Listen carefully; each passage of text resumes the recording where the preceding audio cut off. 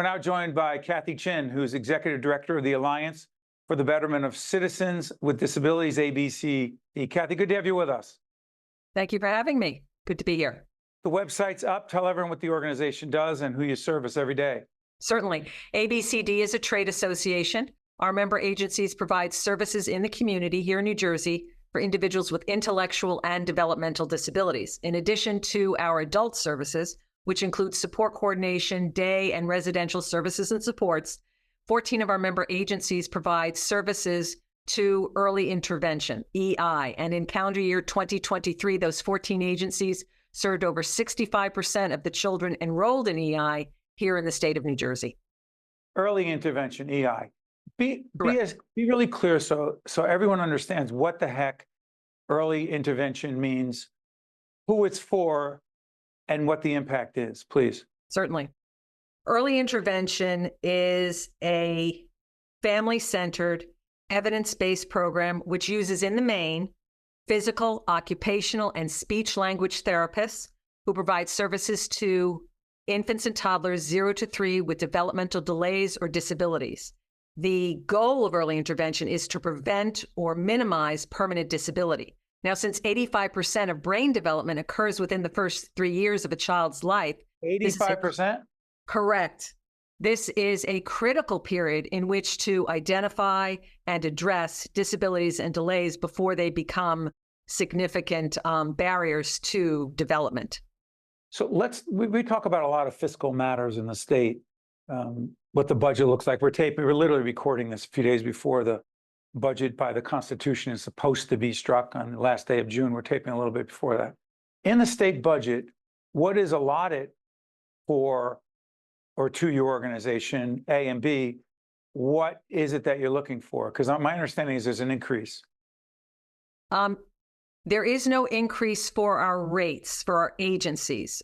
It remains flat funded.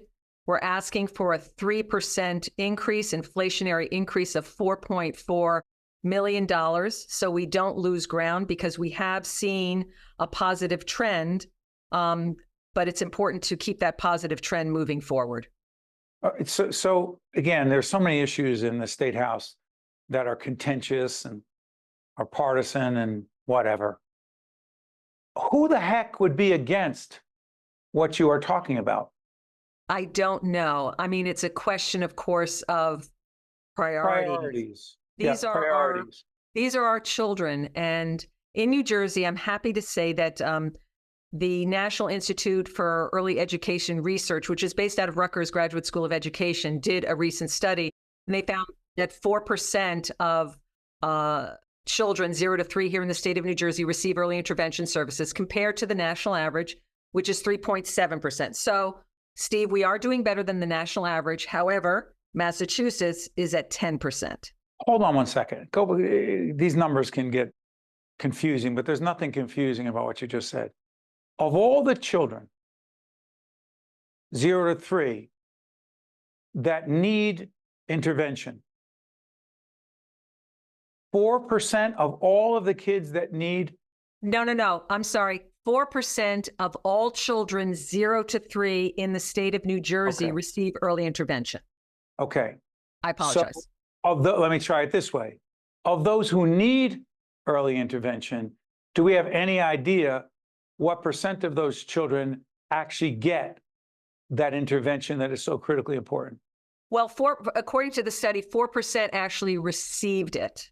But we believe that there are many more children out there. In fact, the study that I referenced, and it was a nationwide study, but it looked at every single state, and they found that access to early intervention was highly inequitable, specifically children, minorities, low income, urban, rural, and children in foster care we do not have the capacity, the professionals to serve this population.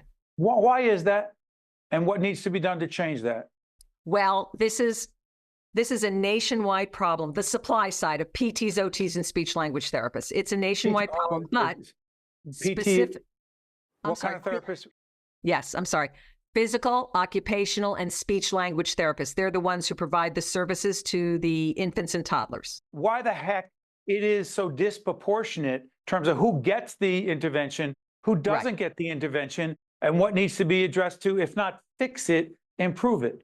Okay. So it's a supply side issue. It is a national problem, but specific to New Jersey. For over a decade and a half, early intervention did not receive a rate increase. And there was a very small cohort of people who actually even knew what early intervention was, which is a failure in advocacy. But since FY 2022, due to the incredible efforts by the New Jersey legislature, Governor Murphy, and Commissioners Persicelli, followed by Bastian, we did receive increases. That's the Department of Health? Correct, yes. And those increases were not just rate increases, but additional staff in the Department of Health to oversee early intervention. So, and we saw in calendar year 2023 that we were able to serve 17,000 children in early intervention, which is thousands more than in years past. And our wait list over the last year from June to June has been reduced by 68%. But the number of children on that wait list still exceeds what we were seeing prior to 2019. And PTs, OTs, physical, occupational, and speech language therapists are still opting to work in hospitals, nursing homes, and schools. Bottom line, because the benefits are better, the wages are better. They're keeping pace with wage growth. We don't have that capacity. Cathy, let me ask you this. As these children grow up, become older, become adults with the disabilities you're talking about, how challenging is it for them to gain gainful employment?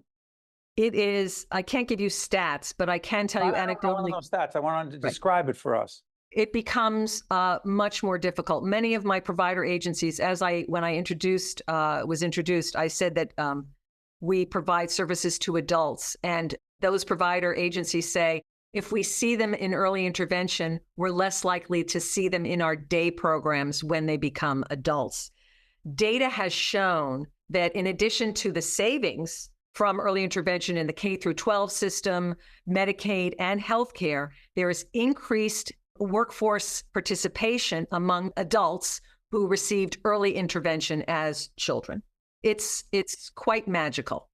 Cannot thank you enough. Cathy Chin, who is in fact the Executive Director of the Alliance for the Betterment of Citizens with Disabilities. Cathy, it will not be the last time you join us as we continue the conversation that's so important. Thank you, Cathy. Very kind of you. Thank you for your generosity. It's a lot kinder of you to do the work you're doing. Stay with us. We'll be right back. State of Affairs with Steve Adubato is a production of the Caucus Educational Corporation, celebrating 30 years in public broadcasting.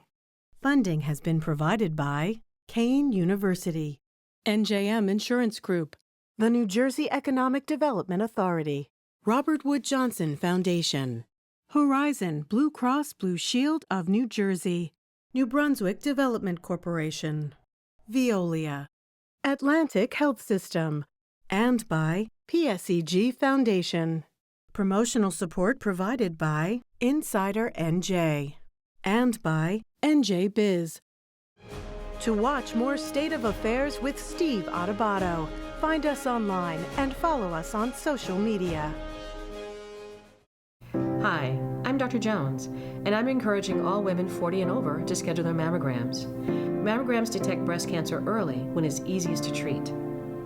As a woman of color, I know the incidence of breast cancer, including the most aggressive type, triple negative, is higher for us, and we're often diagnosed later when treatment is more difficult. So it's important to start annual screenings at age 40. Please don't skip your mammogram. Schedule yours today and ask all the women in your life to schedule theirs.